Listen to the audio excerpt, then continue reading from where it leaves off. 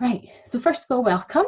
Welcome to this evening. So tonight we're talking about breaking out of overwhelm.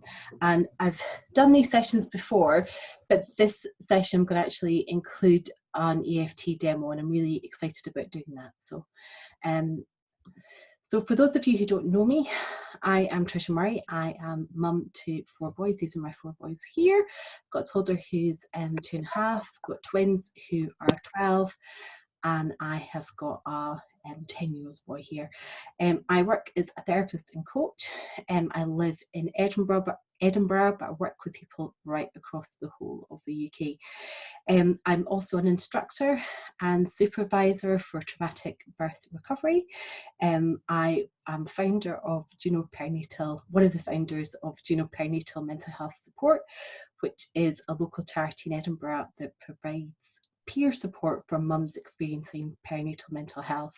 And we've been running that for 6.5, almost 7 years. And I've also got my own experience of postnatal depression and anxiety and other previous mental health issues. So I'm fully versed in them. So I've been very well for a long time, and EFT has definitely been a big part of that. So tonight what we're talking about is why overwhelm isn't necessarily caused by being busy. But it's really a result of all the emotions and thoughts and feelings that we're holding on to, and about how these building blocks can rapidly build up into overwhelm. So it's everything building up, and how your current situation, what's happening to you currently, so the impact of your current situation, so that you can directly connect that with what's going on in your life. And we're going to talk about emotional freedom technique, and also help you to think about a roadmap to support yourself out of overwhelm. There's going to be a lot to cover, so I'm going to go quite fast through the slides. There will be a recording that will get sent out afterwards. And over the next 60 minutes, I'm going to help you as much as possibly can. And at the end of the 60 minutes, I will direct you to get further support. One of the things I'm really keen to do is a bit like the positive birth movement that ran a few years ago. I think it's not running anymore, but I'm really keen to sort of create like a positive motherhood movement, and really starting to shift a lot of the thinking and a lot of the beliefs and a lot of the structures that we have around motherhood so we can have much more positive motherhood experiences. So I'm really keen to develop that over time. So just for a moment, I want you to think about why you're here. So why are you here tonight? So I think you've all got pen and papers. Just for a moment, I just want you to think, what has brought you to the session tonight? Why is it that you're here? What's brought you?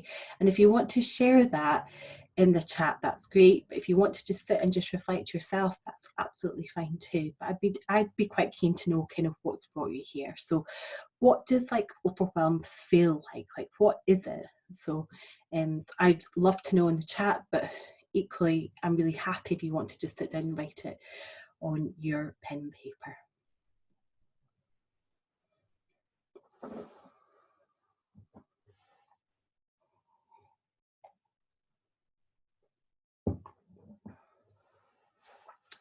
Okay, oh, thanks, Megan. That's really common. I'm not surprised that's how you're feeling at the door. Yeah, not able to stop. Okay, thanks, Kirsty. So common. So much more control. Yeah. Okay. I think anger is such a big thing with overwhelm, and it's so taboo. We can't really talk about anger because people feel so embarrassed about it. It's such a taboo topic. So not being the one you want to be. Yeah, I feel jittery and flustered. Thank you. Some of the things always, yeah. Okay. There's loads of things here. Hi, Nicola. Nice to see you. Okay. And so you see, so many of you have got exactly the same thing. So many of exactly the same. You're all discussing quite similar things. Okay. Thanks, Wave.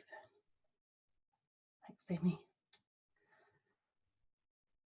Okay, thank you. Thanks for sharing, everybody. Okay, so just thinking about it, like, what does your overwhelm feel like? Okay, and a lot of you have shared that already. A lot of you have shared already, like it makes you feel like jittery, makes you feel on edge, but like, how does it like make you feel? Like brain fog, like what is it? Like, how is it making you feel? Like probably exhausted. Like a lot of people who feel really overwhelmed, they sort of fluctuate, and we'll talk about that today. Fluctuate between like high anxiety, like that sort of panic sort of feeling, that like very jittery, on edge, and exhaustion. Yeah, and struggling with sleep, absolutely massive. Yeah. Yeah, and what's lovely, somebody's just said, and it was really lovely. It said something really, really lovely just sort of a second ago. I want to hug you all. One of the things that's so like lovely about working with groups specifically is that feeling that you're not alone, that there's so many of you experiencing the same thing. And whilst none of us want to be feeling like that, I think it's so like, I think that having people around you to say, I feel the same, suddenly lifts away that shame and that stigma around a lot of these feelings. So thanks everybody for sharing. So thank you very, very much. Right. And just thinking about like, how is it you'd like to feel in 12 months' time? So like don't know what's happened there. Right. So just thinking like, so that's how you feel right now, but like, where is it you want to get to? Like, what is it? Like, where is it, like if you could like wave like a magic wand, like where is it you want to get to? Like it doesn't have to be 12 months time, it could be like 6 months time, but like where is it you'd like to get to? Okay, thanks Steph, thanks Wendy, thanks Jen, thanks Sarah, thanks Joanne, thanks Celine, thanks Sophie, thanks Maeve, thanks Suzanne, sorry, thanks Louise, thanks Kirsty, thanks Yvonne, thanks Stefania, thanks Lisa, thanks, I can't keep up. Okay, thanks Tara, thanks Joanne, Jenny, thanks Steffi, brilliant. Okay, thank you for sharing. Okay, so this is like what a lot of people say to me, like they want, and it's a lot of what you're saying right now, like I want to be like calm, relaxed, I want to be patient. It's like I don't want to be shouting at my kids all the time. I want to be like patient and have like loads and loads and loads of patience. Like I want to be happy. Like I want to be me again. Like I want to be like laughing again. Like I want to be energized again. Like I want to like have that energy and motivation to exercise or complete projects or do things that I want to do. I want to feel motivated. Like this is like a really big thing. Like a lot of the clients that I work with, when we start working together, they feel like really unfocused and unmotivated, and they really want to feel like motivated and focused again and productive. This is like a really big thing. And they want to feel like nice humans. I think fundamentally, a lot of the time, when we feel so overwhelmed, like the way that we feel, like we're not actually like we're not showing up as people that we really could be. Like we're showing up as like stressed and fed up and frustrated towards our kids and our husbands and our mums and our, not necessarily our friends. Our friends is a slightly different dynamic, but to people that we're close to who won't reject us, like we quite often don't show up as the person that we really, really could be.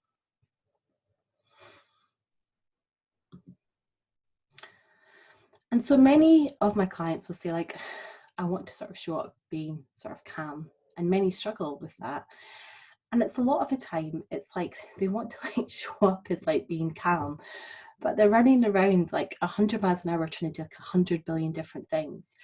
And they want to like be perfect at everything. So they want to be like the perfect mum, like the perfect wife, have the perfect house, have the perfect job, have the perfect body, have the perfect friendship group, have the perfect lifestyle, have the perfect home, have the perfect everything.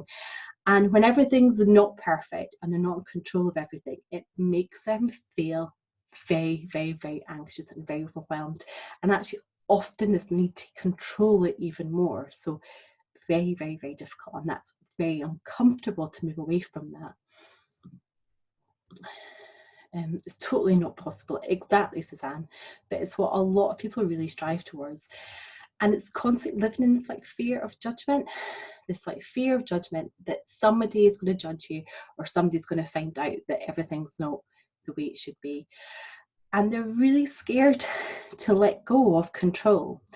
And there's a lot of people pleasing and a lot of like the seeking of approval. Like we want everybody to say, oh, like you're the perfect mum, or like you've got the perfect career, or you've got the perfect house, or you go on the perfect holidays, or like you've got, you know, it's like it's exactly perfectionism, imposter syndrome, massive. Like they are absolutely massive and are so pervasive in the people that I've worked with in the past. So and really high expectations of not only ourselves but everybody else around us. Like we expect our kids to like behave in certain ways, and our husbands or partners to behave in certain ways, or like our mums to behave in certain ways, or different people to behave in certain ways. So we've not only got high expectations of ourselves but high expectations of everybody. And when that doesn't, like when our kids don't behave the way that we expect them to, or our partners don't, or somebody else that we care about doesn't, or we feel like let down, like we create a lot of like thoughts and narratives around it about how they're bad, how we're bad, how everybody's bad, and it really becomes like all consuming. And the other thing is, like we really struggle to make time to, somebody said earlier about talking about like needs, like we really struggle to take time to meet our needs, and like our really basic needs for like sleep, nutrition, like community, like socialization, like esteem, like feeling fulfilled as like humans. Like we really struggle to meet those like basic needs, and it feels very uncomfortable to prioritize yourself like above like your kids or your relationship or anything else. It feels very uncomfortable. And then what that then means is that it often like will result in a capacity issue. Like we do not have the capacity to manage all of that. We get stuck in a stress cycle. So I'll talk about stress cycles tonight and how we get stuck in those stress cycles and we remain stuck. And this is going to be a big focus of like tonight. So I know I've told you like what tonight's all about, but this is really like the big things we're going to be working on tonight is like capacity, stress cycles, getting unstuck, so that you can start to feel better. This will be part of your roadmap out. So I'm just going to drink some water. I've got very dry mouth.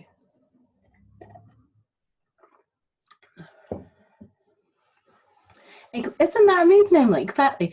Exactly. Sorry, Emily's just put a point, which is thank you everyone for sharing. I feel better already just hearing that I'm not the only one. 100%. And I work a lot with individuals, but actually for me, I think the power of getting better is actually working in groups.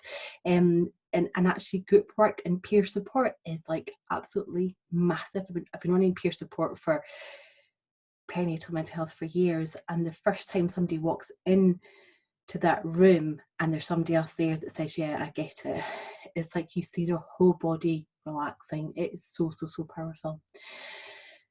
So a lot of the time, like we hear like you can't pour from an empty cup. So, but actually I think it's like the opposite. I think our cups are actually overfull.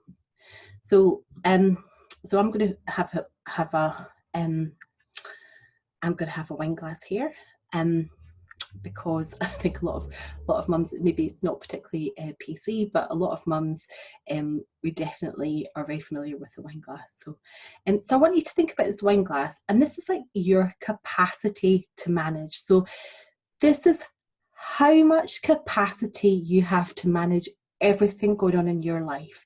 So in terms of like your finances, in terms of managing your home, in terms of managing your kids, in terms of managing work, in terms of managing you, in terms of managing like family, everything. Like this is your capacity to manage, okay? And it is limited, okay? You can't suddenly expand it. You can't suddenly make it much bigger. Like this is your capacity to manage. And just think, before you had kids, there was like a lot of normal life stress. So it'd been things like houses, finances, like work, family, okay? And this would have gone up or down, like maybe you'd have fallen out with your sister or something. So like there'd have been like more stuff going on, or maybe like you were having like financial issues, or you're moving house, or you had a big project at work. So like that pink line would have gone up and down. But you would have still had that capacity generally to manage. Not everybody, but most people would have still had that capacity to manage.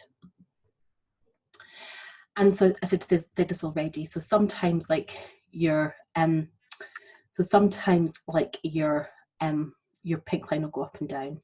But before you have kids, remember, you can go on holiday and you've got weekends and you've got evenings and you've got time off.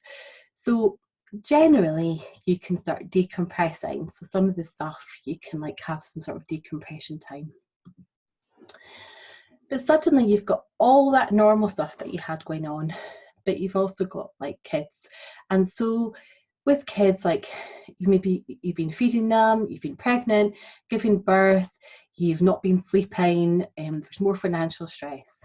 Okay, so you've got much more, and there's like mess and clutter and all the stuff that happens with kids. And then obviously like you might have more kids, and that might cause, or you might have like twins or children very close in age, or you might end up having like a lot more sort of things going on here. But remember, you've got a limited capacity, so you put more and more stuff into that glass all the time, but you're really like, it's not an ending. So like some things need to shift, if that makes sense. So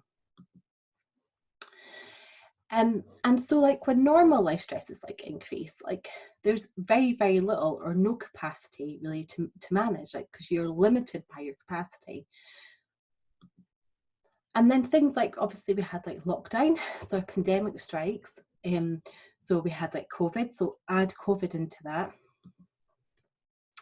And maybe like other big experiences, like people have lost jobs, or you've lost somebody, or you've had a traumatic experience, or you've moved house.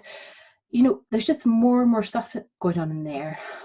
And each of these things in there is filled with emotions. Like, so each of these things in here, like not getting enough sleep, having had a difficult experience, not having enough money, all these things like are filled with emotion.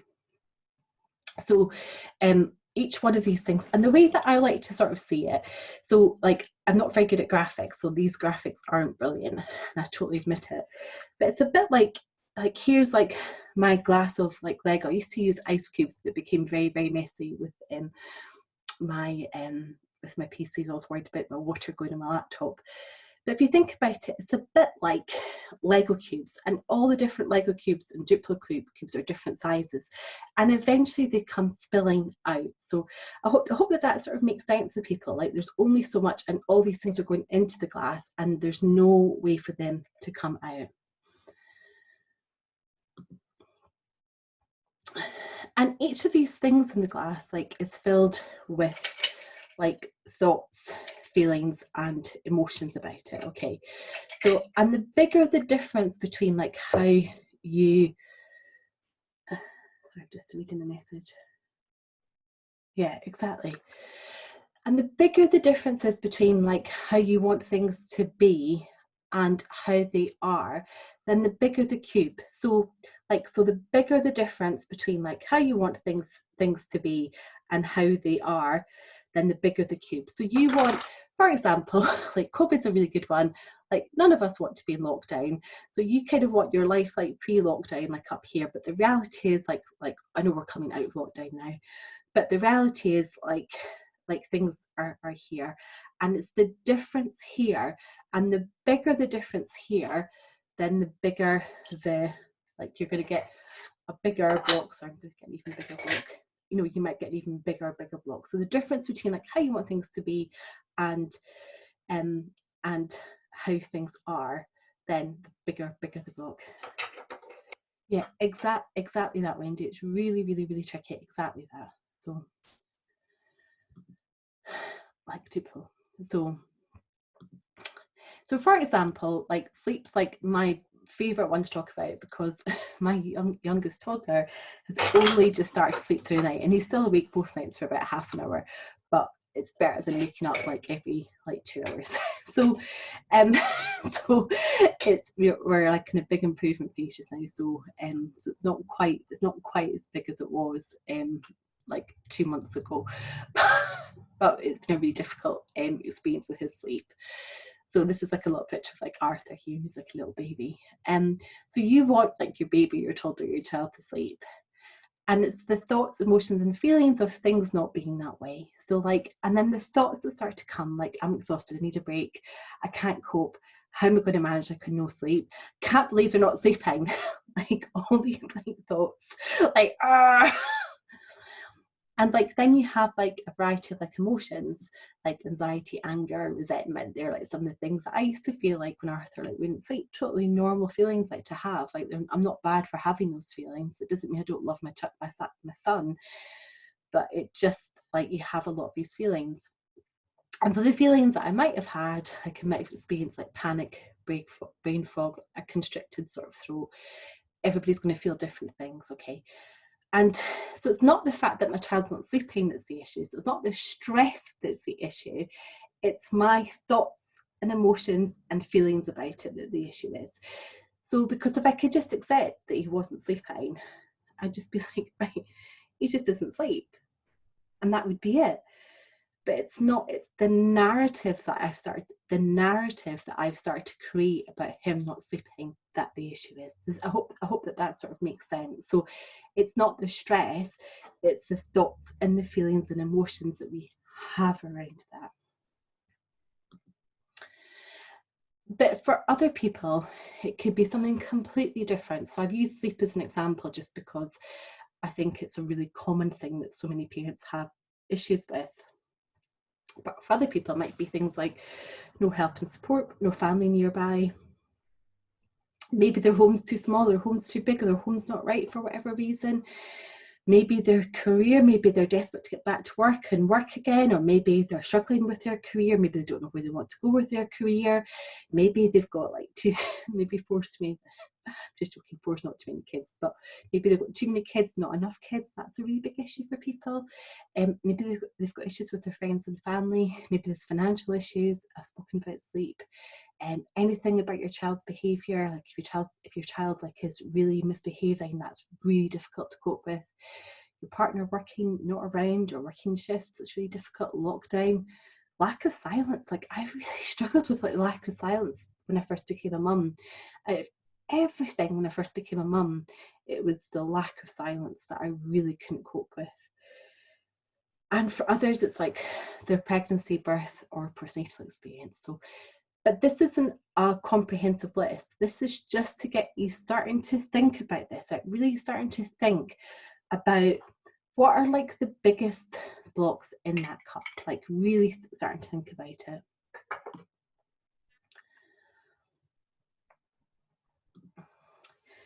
So what happens is like these things happen and we get triggered. So just using sleep as an example because it's got no roots really to it. So thinking about sleep as an example, like I would get triggered when my son wouldn't go to sleep, or he'd wake up a lot at night, or when I woke up in the morning and felt like death, like woken up, death warmed up, you know. So like that would trigger me.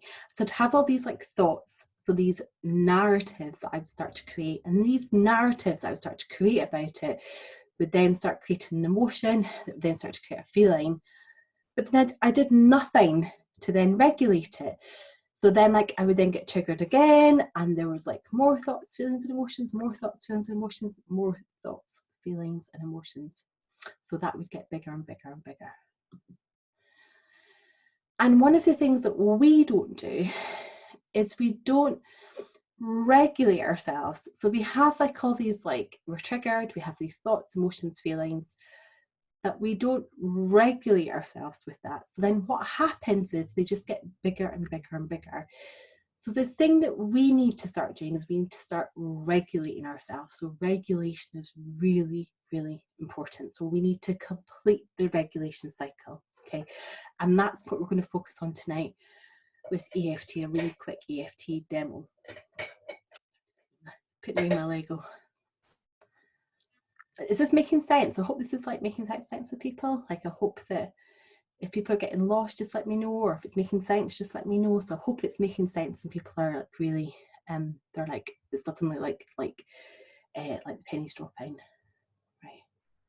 Perfect. Perfect. Super. So I kind of wanted to bring like how other mammals do this, okay? So I wanted to chat about how other mammals manage this, okay? Because I think sometimes we forget that we're mammals because we are like so in our heads that we forget about the physical impact of a lot of these things. So going back to that thing to do with sleep and like feeling anxious about not getting enough sleep, it's that anxiety would maybe build up in my body now. So like that anxiety would build and it would build and it would build, okay? And the more that it builds and the more that it's not discharged and it's not released, then the more of an impact it's going to have on my body. So that regulation is really important. So how other mammals do it is very, very, very different. So I wanted to bring in like the zebra and the tiger. So what other mammals, because it's a really great example. So what other mammals do is that if they, and I really apologise for my terrible clip art PowerPoint presentations, like this is not my forte at all, but I think this is like hopefully helpful. But other mammals, like they will, like if the tiger was like chasing the zebra, the zebra would have this like thought, there's like a threat to my life, like this is like really, really, really, really dangerous, okay? And so the thought would be like, I'm going to die, like something terrible is going to happen. And so obviously the emotion is like fear, but the feeling is like the heart racing, like the anxiety, the sort of survival thing coming, is coming in. So but what they do at the end is once the threat is over, right, and sometimes it's like a fight or flight, but sometimes go into freeze. But I'm not going to get too technical just in case somebody that's watching it who is technical, but I do get that. But we're just talking about how they can get away. Is at the end of that, they'll then shake and they'll tremor. And you might, if you've got dogs, you quite often see your dog doing it after they've experienced something that's been stressful, or if you've got a rabbit. They sort of do that sort of shaking thing afterwards as a way to regulate themselves after the event.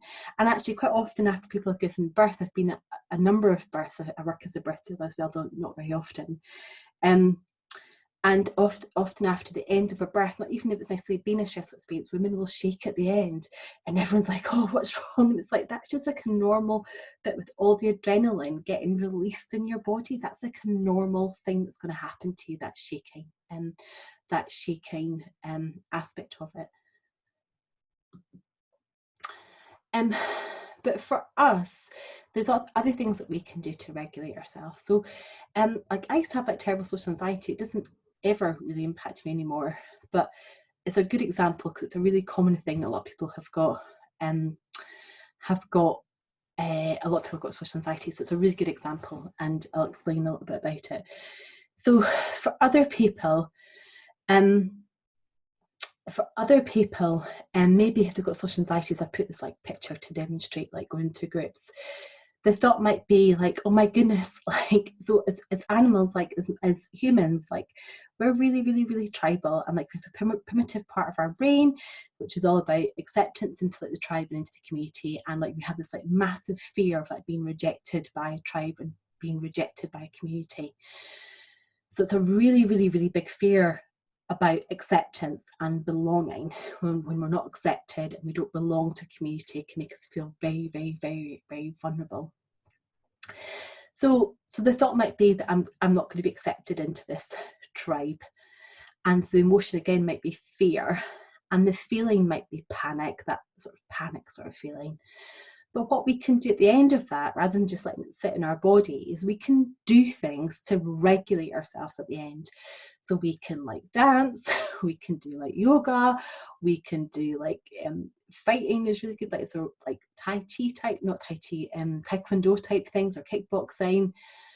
We can breathe for 2 minutes, like really proper breath work for 2 minutes. Mm-hmm. Somebody's unmuted themselves. Don't know who that is. Want to just check? Somebody's unmuted themselves. Just I can hear like a little baby. I don't mind.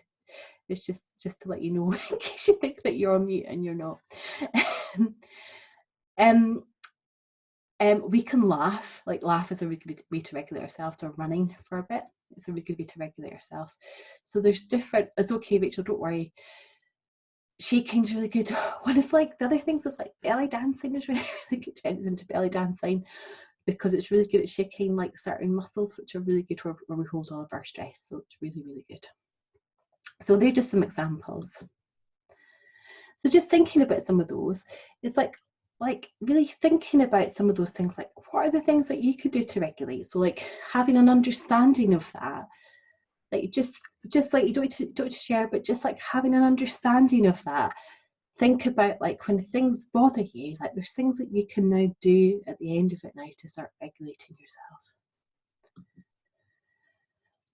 And one of the things that I found really, really, really helpful is to think about like life. I need to actually buy a snow globe to explain this.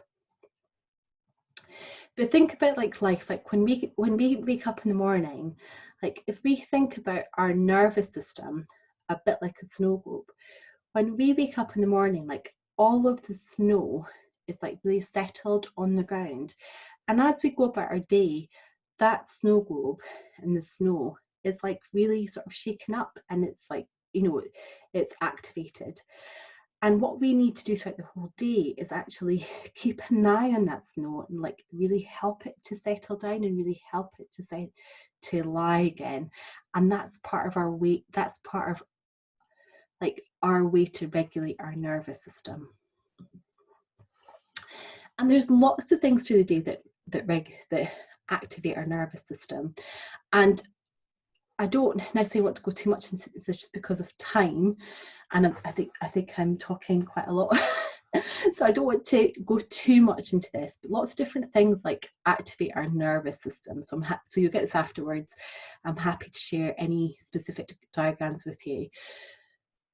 But there's lots of different things that activate our nervous system, and it's normal for these things to activate our nervous system. Of course, if you're going to get in the car, like you don't want to be totally calm and chilled out. You kind of want to be like alert, making sure that nobody's going to like suddenly like right into the back of you, or that you're going to like not signal. You want to be active and alert, so you want to have like you want to do that. Like you need to be able to like meet your children's needs and meet your work needs. Like it's not a bad thing to be activated. So it's not bad to be activated at times.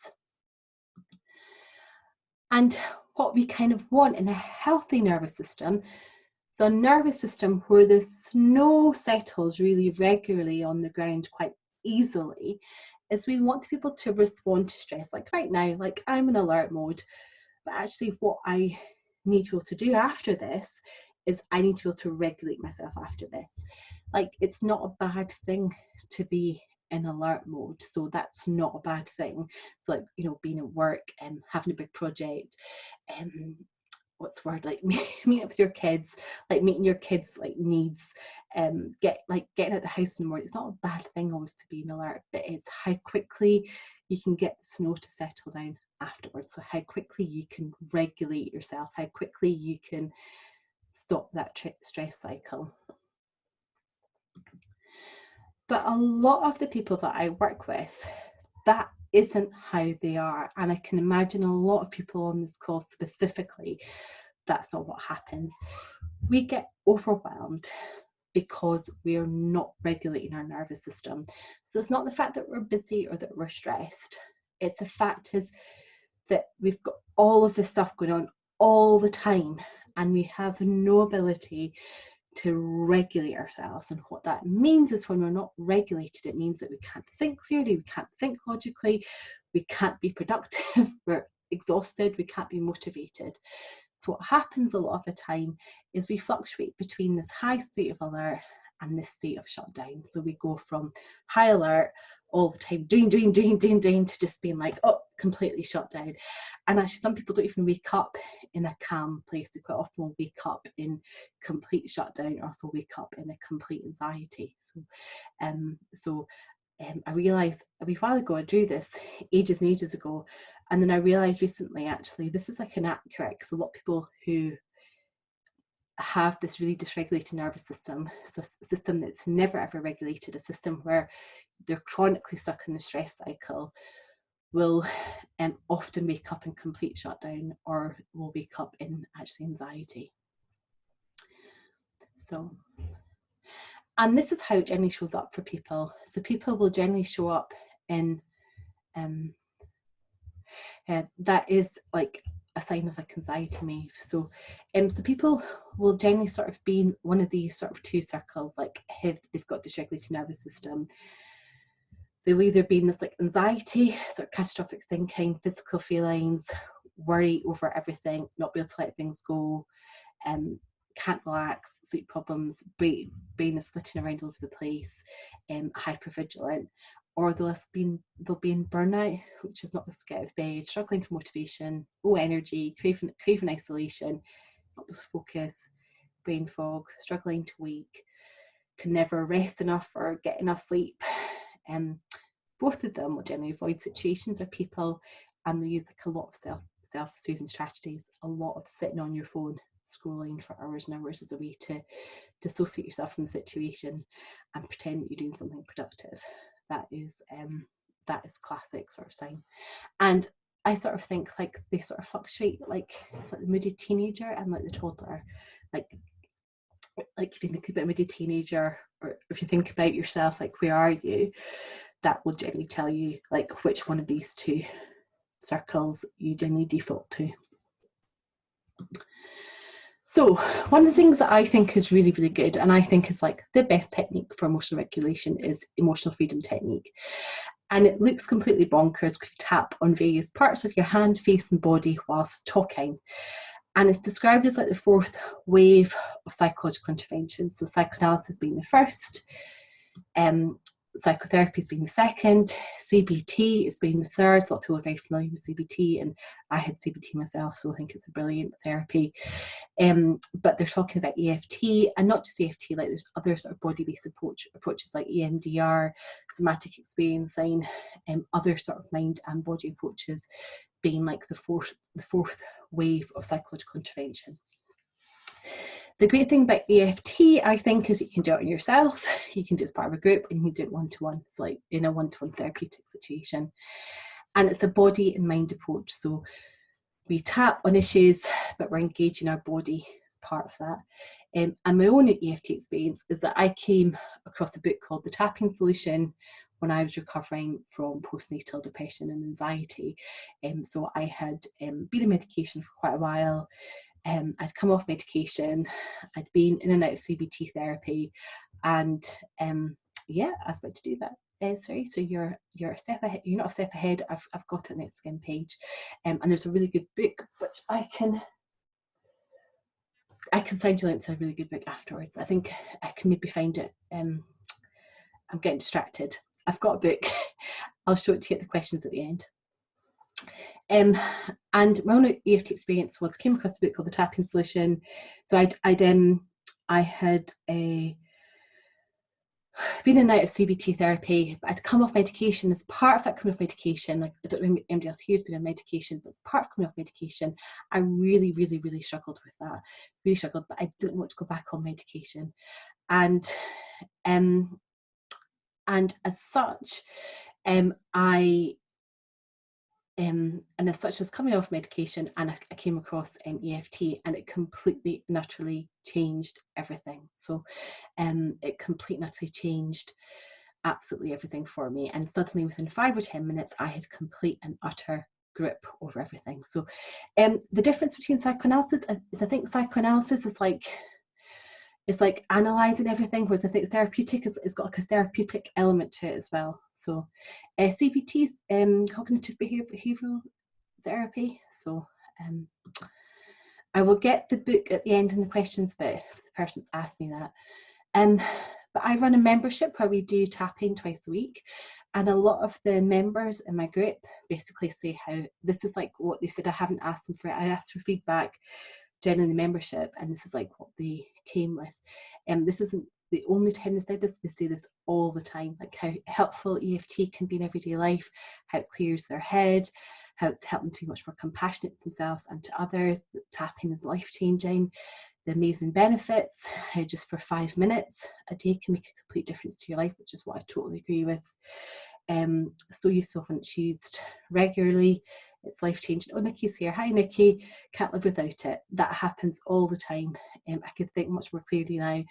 Always sleep better after I've tapped. So these are things that I've like just made up. This is like a feedback thing I did about 3 or 4 months ago. I did another feedback about a month ago, 6 weeks ago, and it was exactly the same type of things came up.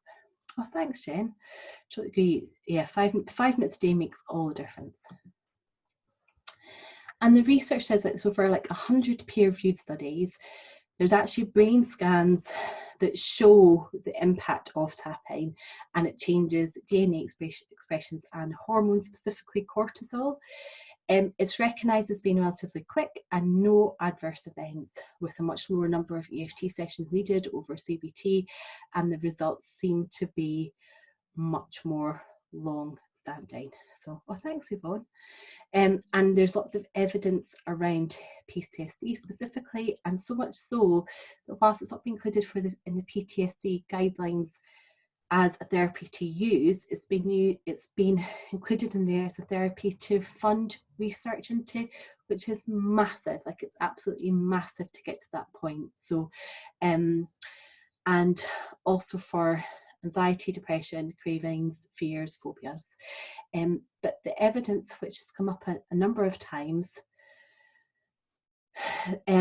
what's come up a number of times, and it's been replicated a number of times, is that doing tapping as part of a group reduces cortisol by 42%, and that study's been done so it's been repeated a number of times, and it's still coming up with that 42%. And there's a lot to do with borrowed benefits and that peer support. There's a lot to do with co-regulation, the importance of being part of a group, because even just tonight, everybody's saying like, oh, I totally get that. I feel better even just listening to other people having those issues. That's like your borrowed benefits. Tapping looks totally mental because you're tapping different parts. We're going to do it in a minute, so you're going to see it. But it works. Like, I think it absolutely works. Like, I wouldn't have gone off to training it if it hadn't completely changed my life. And it feels really uncomfortable sometimes tapping as part of a group, but tonight you're not going to see each other, so you're fine. But there's a lot about how co-regulation is much more powerful than self-regulation, and that's because as humans, like, we really need that connection, and when we have that connection, then amazing things happen. Speaking out loud can also feel a bit uncomfortable, but we're going to try it right now. So I want you to think about an area of your life that makes you feel overwhelmed. And what I want you to do is I want you to do something that's fairly defined. So something that doesn't have lots of roots in it, just because I can't see you all, like, we're tapping as part of a group, like, and trying to keep everybody like very, very, very safe. And I want to see people sort of see it being effective. The state of your house is a perfect one, Miriam. Like, state of your house is a really, really, really, really, really good one. But it can be things like getting out of the house in the morning, like bedtimes, a deadline at work, something that's got no roots in it. So for example, like, don't tap like on your mum, because that might have like roots like way, way, way, way back. Like, tap on something that's like fairly like concrete, like your house is a really good one. Project at work, getting the kids out the house, something like that. So is everybody kind of got like a the baby having a genetic condition? Absolutely, I don't think that would be a good one, because that's got lots of roots. So tap on something that's like fairly, something that bothers you on a day-to-day basis, like, I don't know, like kids not putting away their shoes, I don't know, something that bothers you. Never-ending washing is a really, really, really good one. Like, just things that get to you on a day-to-day basis but aren't completely massive. So I hope that makes sense.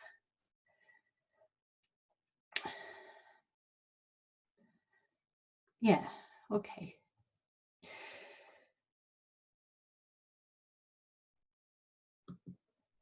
So I want you to check in with like how you feel about it. So I want you to check in like what your thoughts and feelings and emotions that you have about it. So you can share them here, but you don't have to. But thinking what to make for dinner every day is a perfect one. That is a really good one to like tap on.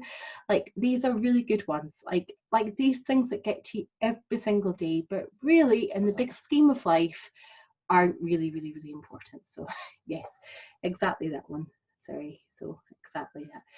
So I want you to think about it, and I want you to write down any sort of thoughts, feelings, and emotions about it. So if you think about like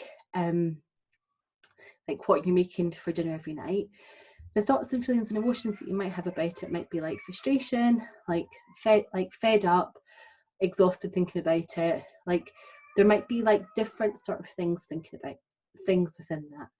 And then I want you to think about how strong those emotions are between 0 and 10. So 0 meaning that they're relatively low and 10 meaning that they're quite high. And if you want to, you can share where that is between 0 and 10.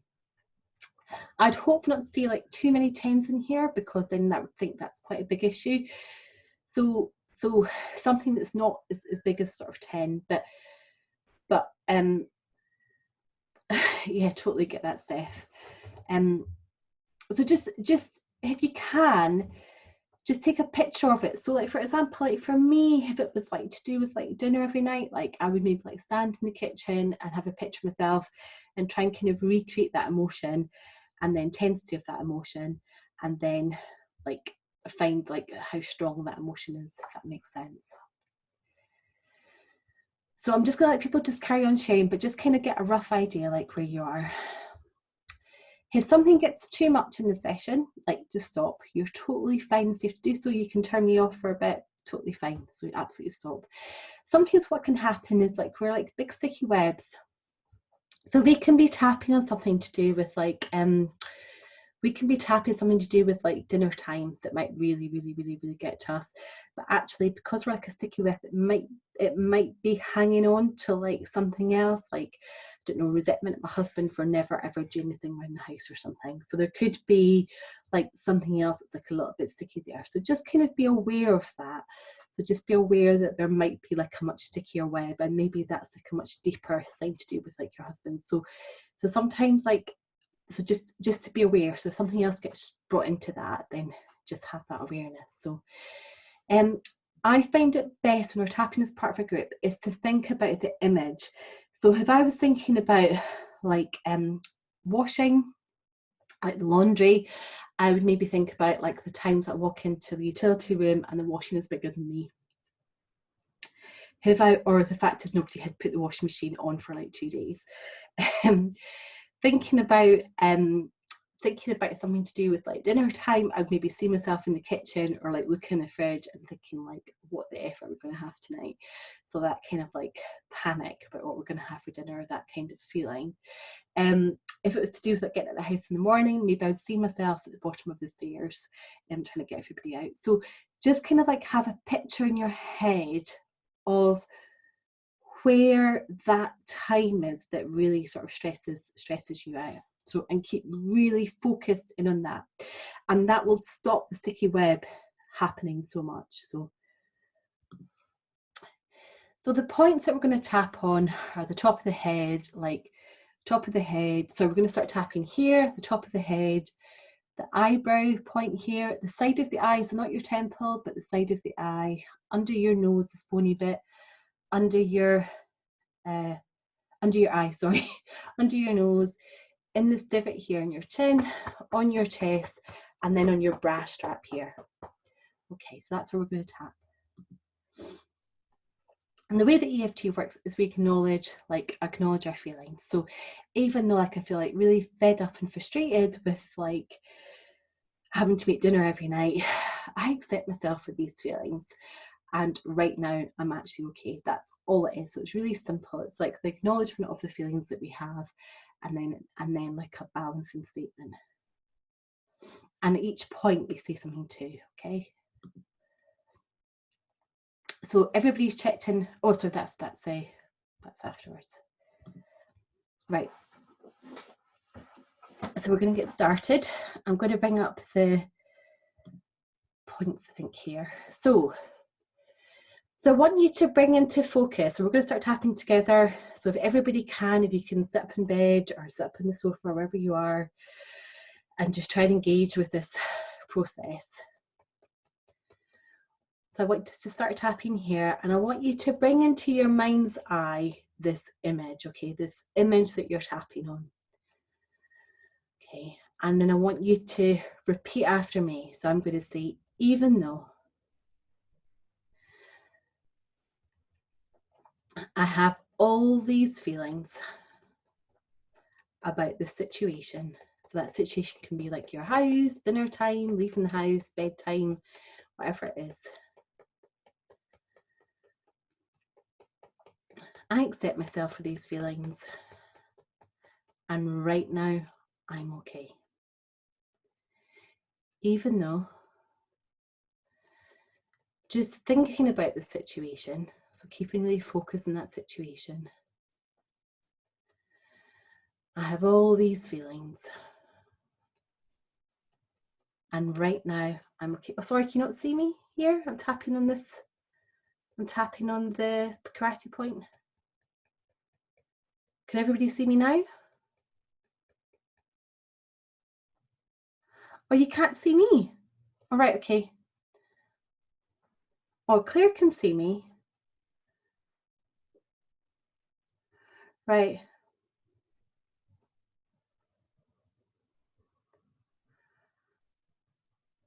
Right, okay. I wonder if it's like your setup.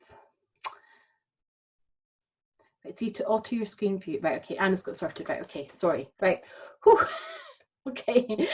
Right, I'll start again. Okay. Even though. Right, I'm gonna do it again. Okay. Even though, just thinking about the situation, I've got all these feelings. And I accept myself for these feelings. And right now, I'm okay. Even though, just thinking about the situation, I've got all these feelings.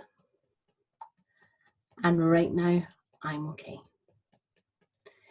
Even though, just thinking about the situation, I've got all these feelings. And I accept myself for all these feelings. And right now, I'm okay. So keep really, really, really focused on that image. So that image that you're tapping on, keep that really clear in your mind's eye, okay? So you're tapping the crown of your head, okay? So just thinking about the situation. I've got all these feelings. Thinking about the situation. I've got all these feelings. Maybe I'm feeling exhausted or frustrated or angry or fed up or panicked or exhausted by it or resentful or something else. And just for a moment, I'm just going to let all of you yourself just connect to what those feelings are that you feel about the situation. So just whatever your feeling is, I want you to say it out loud. And then say it out loud again. And then just one more time. And I acknowledge all these feelings. But the truth is, they're just feelings. And whilst I have these feelings come and go. And I'm okay. And I wonder if in the future, This thing is going to be important. This thing that feels so stressful and has such a big impact on my life. I wonder, if I think about it in 5 or 10 or 50 years' time, whether I'll think it's that important. And if there's a book about my life, will I want this thing that I'm finding stressful to be part of that book? Like, will I want it to be a chapter in the book? Like the fact that Trisha found making dinner or not getting any sleep, or whatever it is that you're tapping on. Will I want that to be a chapter of my book? How important is this issue really? Thanks, John. How important is this issue really? Just think about your own thing, like how important is it really?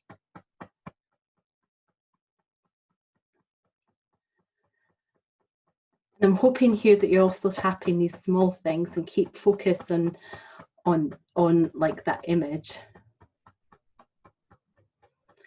So whilst I acknowledge I have all these feelings, I choose to let go.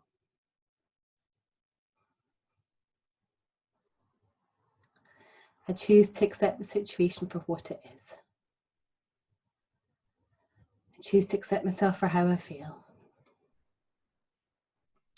I choose to accept the situation. It is what it is.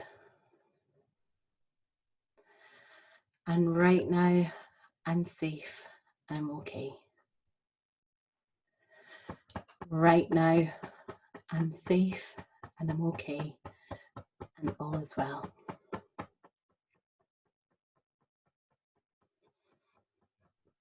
And I honour my needs. Okay, so just if you can, and it's okay if you don't want to share, just share like where you are now between 0 and 10, or share anything else like feels different. Like notice like where you are, like, okay, notice like, is driving your dog mad? Well, that's really interesting. Okay, brilliant, thanks. So you feel lighter, I needed that tonight. Okay, I feel more calm. Okay, and just thinking about it, like, I think you were 6 before, Nicola, so just notice like where you are now, that you're smiling. Yeah, I find it, the tap in the chest is really soothing. Absolutely. I went from 8 to 2. Like, that is incredible, isn't it? And that is like within, like, what was that, 5 minutes we were tapping? I'm just gonna check on the time. Like 5 minutes that we were tapping. So, okay, you're confused as to why, right? That's a really, really good question. So basically, the way that, like, there's lots of these how EFT works. So, so it's in the meta and less bothered by it. But EFT works by people have regulated themselves for years and years and years using these points. So you see people when they're in meetings get very stressed, touch top of their head, they'll rub underneath their eye, they'll rub their chin, they'll clutch on their chest when people get stressed. And these points regulate us and they help us to settle ourselves down. And when we're regulated, we suddenly are able then to connect with the rational part of our brain rather than the irrational part of our brain. So when we tap, we can engage with the rational bit of our brain, not the irrational. And it's because a part of our brain called the amygdala has been soothed and is settled. So it's I'm going to answer that in a minute. Sorry, I'm aware of the time. I just want to move on, but answering questions at the end. So it just allows your whole self to settle. And all that EFT does is it literally systemizes all these points that for years and years and years we've been learning as a way to regulate ourselves. Even babies in the room, when they hear a loud noise, will rub their faces like this. Like, there's loads of images of them doing that. So they're already aware of what these points are. Babies are stressed and they're tired. They're rubbing these points all the time. And all that we're doing is just activating those points. It's no more complicated than that. That is all there is. It's really, really, really, really, really simple. But just that 5 minutes had that impact on the vast majority of you. Now, some people absolutely doesn't work for. Some people sometimes do the same, which is a sign it's not necessarily working for them. Some people's scores go up. And for me, that's a sign that actually they've been suppressing all of that emotion for quite a long time, and it's started to release as it goes up. And actually, then tapping another round again will allow that then to go down. So for some people, it will go up and then before it goes down, and that is really, really, really normal. So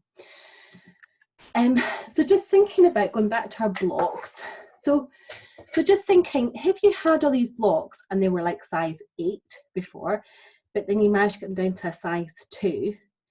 Just think what a difference that would make to your life. So just think in terms of like the energy and motivation you had.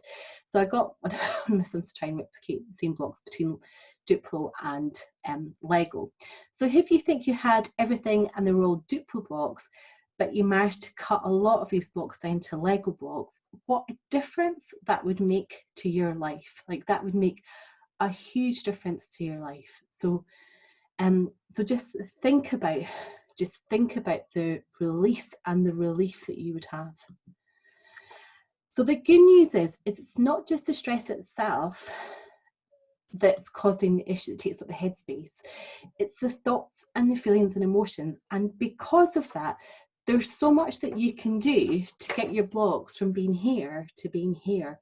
There's loads and loads and loads that you can do. So I've got loads and loads of Lego made, which is why I thought it was a great example rather than using ice. And that makes life much more manageable. And so it gives you the headspace and energy. It gives you the headspace and the energy for I can't read this, for wherever you want it to go. So rather than spending all that energy and thoughts on your house, you can then use it on the things that are really important to you, like having fun with the kids. So what I want you to take from tonight is like the capacity cup, like how much you're doing, how much you're holding, like how much you've got on. And really understanding that, and really understanding about making the cup smaller. So really understanding about regulation and the importance of that, and regulating yourself, how that gives you then the capacity to manage so much more. And why I think EFT is like one of the best tools ever to like support regulation. So that's me come from that personally and professionally. So I really feel strongly about that. So I said at the start, I would let you know about additional help. So I'm just going to cover this really just very quickly. So I have got a membership where we do 2 EFT sessions a week. It runs for an hour. So each session runs for an hour twice a week. And it's a membership for mums who want to keep their shit together, want to show up as the best version of themselves, like calm, happy and energized. That's a really, really, really big focus. There's almost 60 amazing mums in the membership. We meet twice a week for EFT. There's 2 masterclasses a month, so it's not just EFT, like I run like sessions. So like I did one the other day on radical self-love. There's stuff in there about like hormones, there's stuff in there about like managing anger and rage. There's loads and loads of different classes of the theory behind it. There's also monthly group coaching, which is much more open sort of sessions where we chat, and then I've got a guest interview each month. That's going to actually change, and I'm hoping to have people come in to do sessions each month, so it's not just me. So we're going to have like journaling sessions, we're going to have an intuitive eating coach hopefully going to join us, we'll have yoga sessions from September. So it's going to be a really holistic sort of it's going to be a really holistic support, so not just EFT but much more. And there's a massive library of resources with loads of different scripts and support in it, as well as a private community group as well. So in terms of like how much is it, it's £48 a month, and that gives you access to everything, and that stays fixed. So regardless of how many more services and how many more practitioners we have, it stays fixed. It works at about £12 a week, which is absolutely brilliant in value. How much time will it take? Generally it's 1 hour a week. I would say to try and come on to one of the sessions for 1 hour, and you can absolutely, 48 Maeve, and you can absolutely combine it with counselling and any other therapy as well. We have a lot of babies at the session, so we have a session lunchtime on a Tuesday, and we have a session at 8 o'clock on a Monday night, and there's always at least one, if not multiple babies at them. Justify spending money on yourself. It really depends on how important it is for you to start feeling better. So how it can feel very, very, very uncomfortable, and it took me years to invest in private support, but actually it was a complete turning point when I did. A lot of people ask, is it not normal to feel like this? And yes, it is absolutely normal to feel like this. A lot of people do, but does that mean it's okay? Absolutely not. I know that when I made a big change, I started to really enjoy time with my kids, and I know that a lot of my clients do that. A lot of my clients are much, much, much more relaxed, able to be much more rational and manage life much more easily. So, and if anybody wants to join before Monday, there's going to be there'll be like a mini group coaching session for anybody that joins by Monday. So I'll send you details of that later. So just because of time. So I'll send you details about that later on tonight. Doors close next Friday. You work on those days, and there's an audio version that goes out on a Monday night. So Monday night 8 o'clock, Tuesday 12 o'clock. But there'll be an audio session going out. There's an audio recording goes out every week now, so you can tap along. Sorry, I should say join by Monday 8 p.m. Sorry. Anyway, so just to recap what we've covered tonight, why overwhelm isn't caused by busyness, but it's a result of the number of thoughts, feelings, and emotions you're holding on to, the building blocks, the Lego blocks of overwhelm, and how your current situation is really impacting your whole capacity to manage. And I've introduced emotional freedom technique to you, and also a roadmap to get out by really thinking about those blocks and how you can reduce that. And I've obviously demonstrated emotional freedom technique, but there's lots of other ways that you can use to regulate yourself. So I'm going to be in for questions. I'm going to stop the recording. So just give me 2 seconds.